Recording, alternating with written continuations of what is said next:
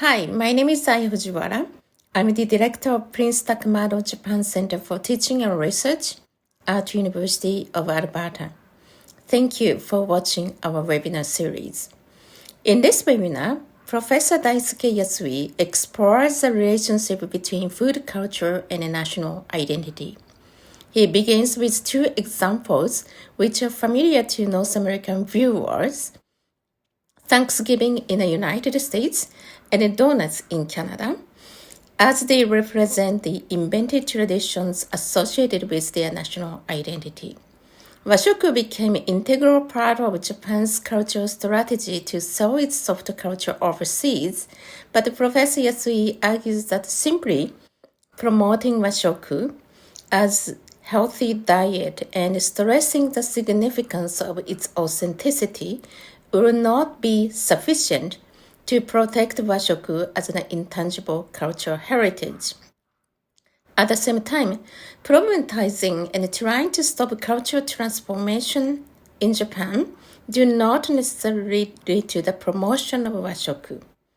As westernization of food accelerates, he points out the significant areas: national self-sufficiency, local production, gender equality, cost, daily eating habits, and so on, which need to be addressed when the state wants to preserve it. So now let's listen to Professor Yasui. Hello, I am Daisuke Yasui from Ritsumeikan University. I study food culture from a sociological perspective. Today, I will give this talk on Washoku as heritage and national identity. Today's talk is about popular food culture and national identity. To give you a sociological perspective on this topic, let me give you two examples. Many industrialized countries include different cultural, racial, ethnic, social class, and religious groups. It is especially important to have national rituals of solidarity that generate feelings of social cohesion and symbolically incorporate new members. One such ritual is the United States national holiday of Thanksgiving, celebrated annually on the last Saturday in November. Examining the history of the holiday as both myth and maintain national identity, creating distinctive in and out groups. When you think of the US Thanksgiving holiday, what images come to your mind? While pilgrims, Native Americans, turkey with all the trimmings, stuffing, mashed potatoes, gravy, cranberry sauce, and pumpkin pie spring to mind for many. The ample meal is based on the US Thanksgiving story. This story, in which pilgrims and Native Americans supposedly shared their bountiful harvest in a lavish feast. In fact, is largely invented. That is, the tradition is based on a culturally constructed and idealized version of the first Thanksgiving. According to tradition, the winter of 1621 was devastating for the pilgrims of Plymouth colony. Why it's not for the Native American friends by sharing a feast and giving thanks to God. However, this story is more myth than reality, as historians, social scientists, and food scholars explain. More accurately, the Thanksgiving tradition was invented to promote American national solidarity following the Civil War. Though based on a fictionalized past, invented traditions like this serve at least three important purposes. First, they symbolize social cohesion and create a strong collective identity. Second, invented traditions establish new social institutions and legitimize existing ones. Finally, invented traditions socialize individuals into the shared norms and values of the group practicing them.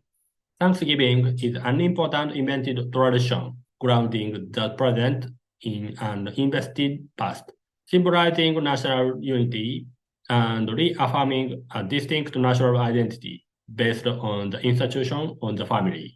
The US Thanksgiving ritual is just one of many invented traditions used to promote national solidarity.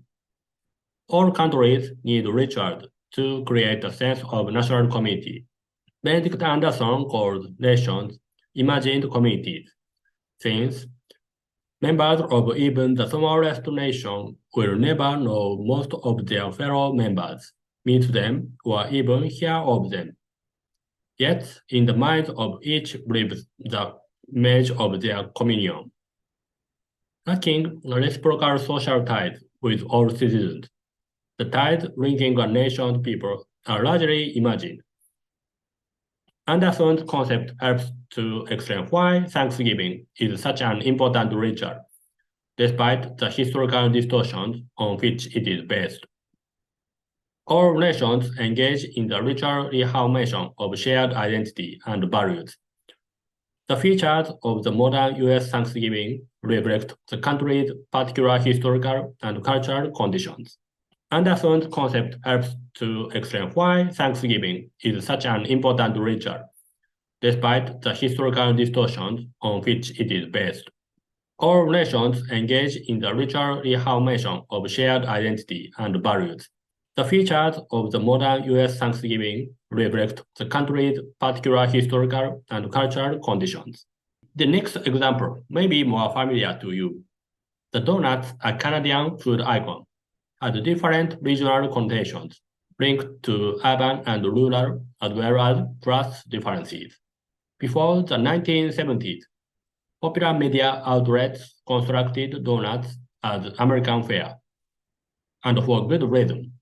Donuts were an American import.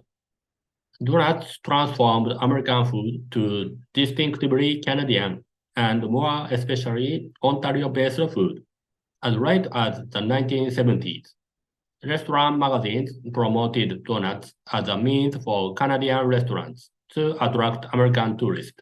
But in the context of integrating Canadian cultural anchors in the 1980s and 1990s, the donuts emerged as a powerful symbolic representation of Canadian life.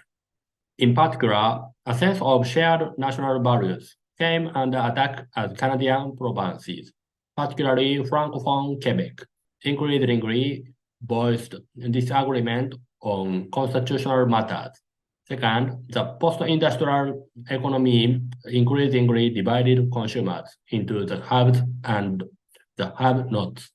The class fragmentation was reflected in the emergence of upscale coffee shops catering to the middle and upper classes, and donut shops catering to the working class. Within this context, the unpretentious donuts affordable to rich and poor alike served as a social unifier in an increasingly divided Canada. Donut shop became the Canadian equivalent of the English pub, a place all social classes could afford to patronize and where they could mix comfortably to discuss important matters of the day and forge community ties. Such spaces are often termed third places to distinguish them from home and work, the first and second places. The symbol of the donuts as a social unifier was supported in popular culture via donut lore, citing statistics such as the most donut shops per capita. Rural towns and suburbs erected welcome signs proclaiming to be the donut capital of Canada, claims that were reinforced verbally by residents. Donut lore stands in opposition to a cultural center, most often tolerant with its world-class pretensions, and preys on a sense of ironic pride in marginal status, simultaneously poking fun at the unsophisticated hinterlands and the pretentious metropolis. While Toronto and other Canadian urban centers might boast world-class eateries and entertainment, rural and suburban Canada had the democratic donuts, a point of pride for those living in the shadows of so-called urban sophistication. The donut wasn't fancy, but it was affordable and tasted good. The donut was thus clearly linked to systems of social inequality through class distinction and rural and urban differences. I will got a picture of the sociological perspective. From this point of view, I would like to talk about the Japanese food culture, Washoku. You all have different images of Japanese food, but in this talk, I will focus on Washoku as an intangible cultural heritage. The word Washoku is comprised of two components, wa and shoku. Wa means Japan, and shoku means to eat. Washoku, or Japanese cuisine, is widely recognized for its ingredients that developed out of Japan's geographical, climatic, and regional features. In December 2013, Washoku was registered as an UNESCO Intangible Cultural Heritage for being traditional dietary culture of the Japanese. At that time, by the Ministry of Agriculture, Forestry, and Fishery, MAF, MAFF. Washoku was defined as having four features. One, a rich variety of fresh ingredients and respect for inherent flavors. Two, nutritional balance that supports a healthy diet. Three, expressions of the beauty of nature and changing seasons. And four, an intimate relationship with annual celebrations such as New Year. This registered Japanese food is not only the material of New Year's rice cake, but also the custom of eating rice cake and making odori on New Year's Day. It had been registered as a cultural heritage because it is valuable to preserve this custom as important and good. This is good and great, but it's not just good. Rather, it shows that it is worth preserving, but it cannot be left as it is. At this rate, there is a sense of crisis that Japanese eating habits cannot be preserved, maintained, or disappear. Because the current situation is critical, Washoku is on the cultural heritage list. It's a red list, more dangerous than good. Japanese food had been positioned as such because endangered animals are listed and introduced. Therefore, registration on the cultural heritage list also imposes an obligation to protect and inherit. It means that the obligation to protect and inherit must be fulfilled. The fact that it is protected and inherited, and that it is dangerous if it is not protected, means that not all Japanese eat it. Washoku is not an everyday meal. With this premise, I would like to examine the circumstances under which Japanese food is demanded. Next, I will explain the background to the demand for Japanese food. In fact, the use of the word washoku is quite recent. Before the word washoku became popular, a lot of attention was paid to the prehistory of Japanese food and Japanese cuisine. The most famous is the discourse that Japanese food is good for your health. In the 1980s, there was a Japanese food boom in the developed country, especially in the United States. It was around the time that the California roll became famous. At that time, Japanese food became popular in urban areas because it was very healthy and good. The longevity of the Japanese people was cited as evidence of their healthy nature. It was also during the bubble era when Japan was economically prosperous, and it was said that Japan's economic power might have something to do with this kind of eating habits. One of the reasons for this attention is the McGovern report in the United States. This was issued by a US senator, and Congress reported that the US diet was dangerous, obese, and very unhealthy. This report was written to improve the American diet. And one way to improve is to compare it with Japanese food, which is healthy, nutritious, and has a very good balance of protein, oil, and carbohydrates. Therefore, Japanese food has attracted attention and spread around the world beyond this report. With such an image, Japanese food is still considered healthy internationally. But this does not necessarily represent the eating habits of many Japanese people in the 21st century. It is true of the diet that many Japanese ate in the 1980s. Such a diet was only temporary at that time. This temporary thing means that Japanese diet before this era was full of vegetables, rice, some pickles, and fish. Many people today think that this is a harsh diet, the era in which such eating habits are gradually becoming westernized. That is, the amount of meat and dairy products is increasing. Has been going on for a long time. This change is still going on. Since the Meiji era, and especially since the introduction of school lunches after the Second World War, Japanese menus have become more westernized and bread consumption has increased. Rice consumption, on the other hand, has declined. Instead, more meat, wheat, milk, and oil were consumed. From the 1960s to the 2000s, the upper tiers of food consumption will change from rice to meat and dairy products. The amount of oil increased accordingly. Because of these changes, the Japanese diet in the 1980s was a transitional period from a rice-based diet. It's a meal from an era when meat, fish, and vegetables were eaten in just the right balance. After this period, however, the amount of meat will continue to increase. This is why the current Japanese diet is Western Japanese cuisine.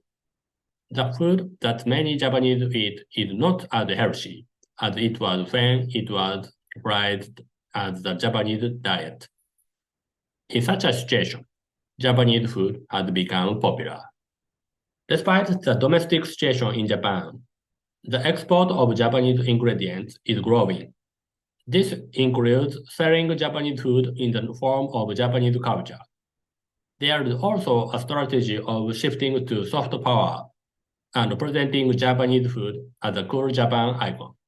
The Japanese government has supported the promotion of national cuisine worldwide in various ways, making Washoku, traditional Japanese cuisine, one of the main elements of Japan's soft power and cultural diplomacy. There is a link between Japan's gastro diplomacy, defined as the use of typical foods and dishes as an instrument of soft power, and Japan's food security strategy.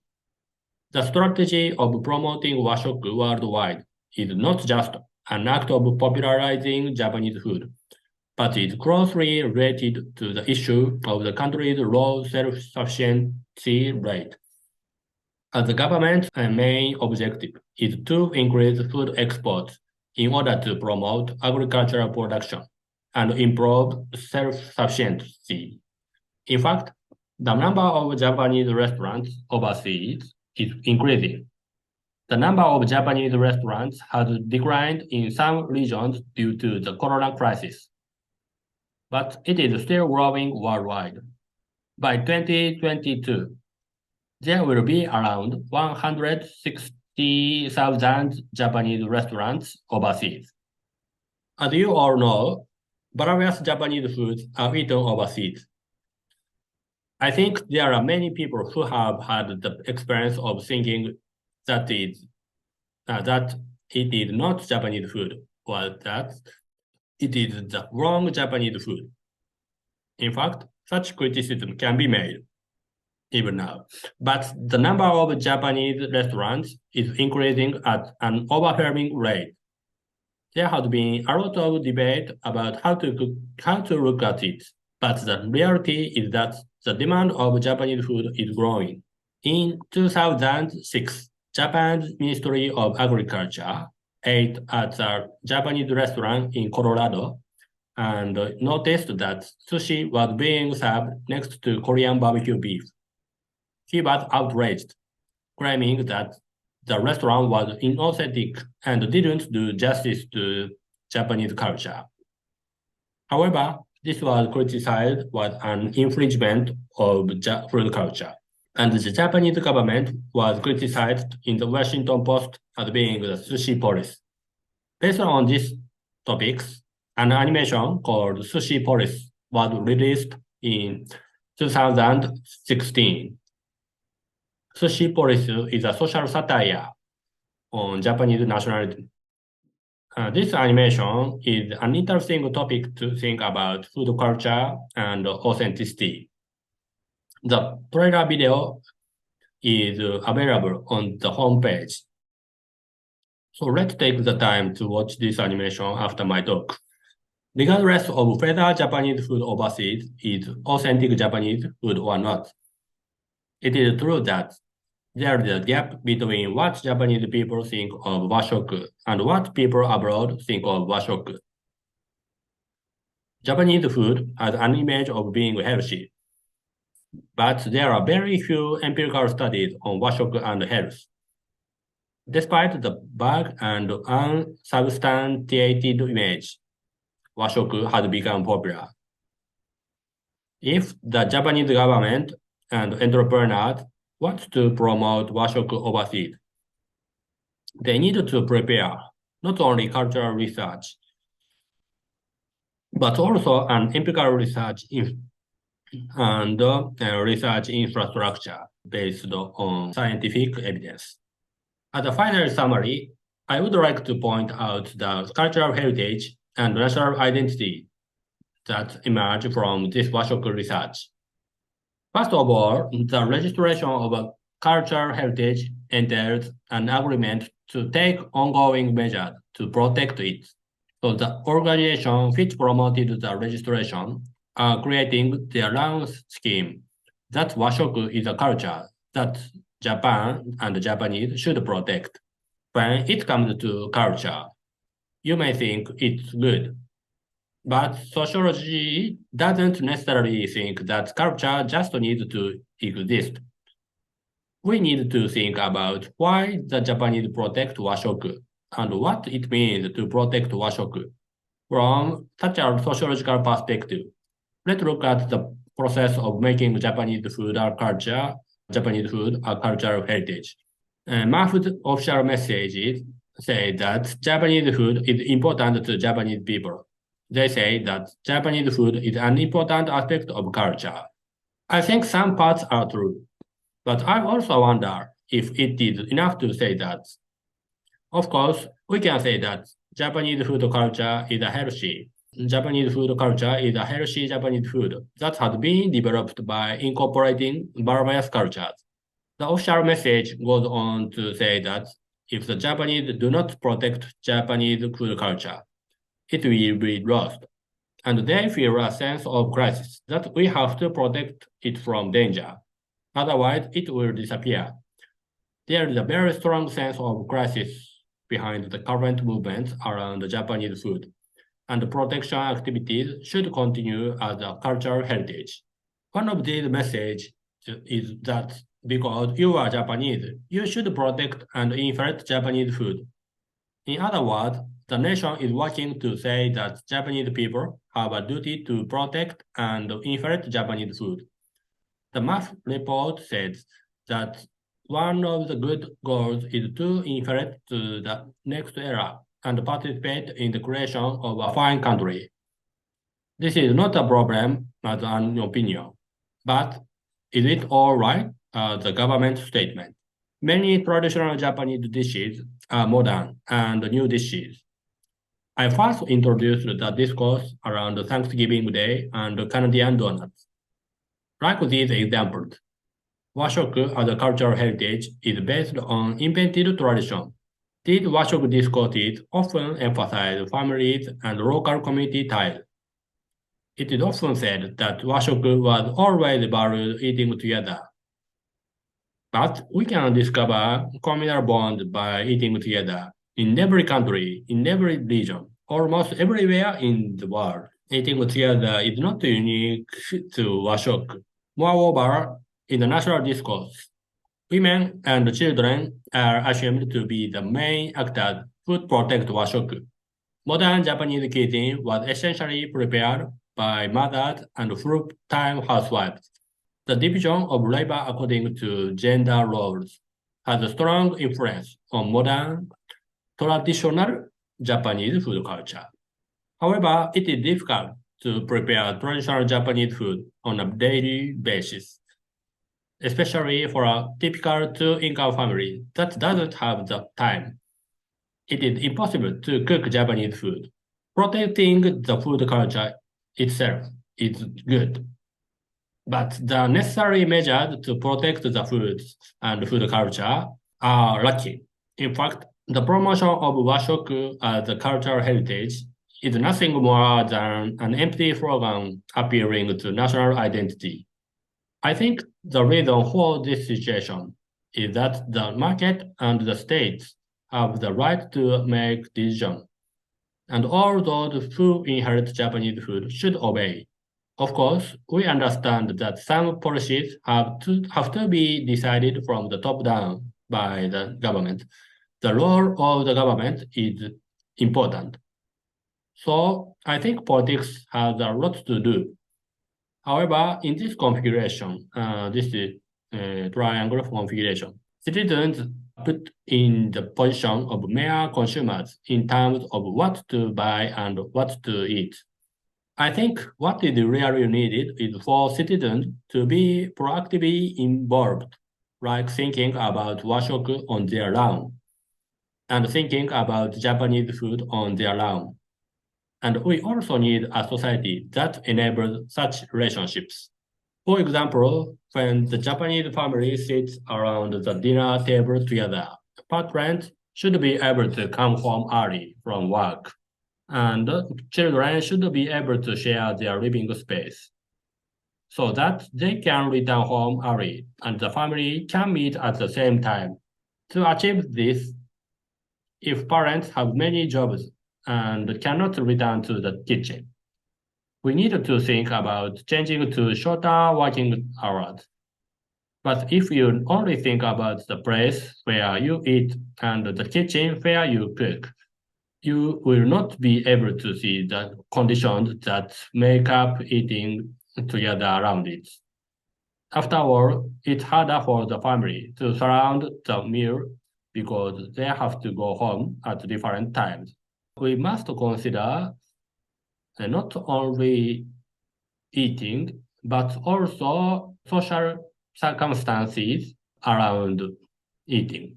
In this way, I think it is necessary for society to work not only from the market and the states, but also from the student to the market and the states. Today's talk is over. And this list is a list of references used in this talk. If you are interested in my talk or my talk topics, please check these articles and books. Thank you for watching my talks. Thank you.